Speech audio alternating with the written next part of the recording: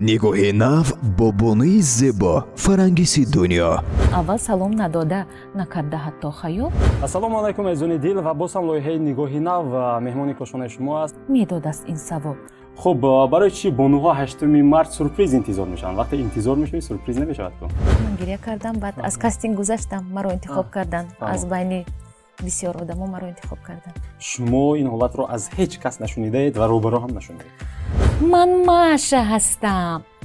ана ин либоси зебои ман, ана ин бошад. хуб даъват менависам. ассалому алайкум Фарангиз, агар ба шумо аз мардуми Истаравшан хосткорӣ мекардан ба шавҳат мебаромадед ё? дил баъзан дидед 50 ба 50 мешавад, яъне ки 50% ақл, 50% дил. хоҳар надоранд нияз нашаванд. шакли пурраи барномаро санаи 1 май соати 20 бо вақти Тоҷикистон дар YouTube канали Нигоҳи Нав тамошо кунед. суҳбати самимиву озод, фактҳои нав, зиндагии паси парда, сурудҳо бо садои зинда, интихоб, шарт ва ҳолати ғайриоддӣ бо фарангиси дунё дар Нигоҳи Нав.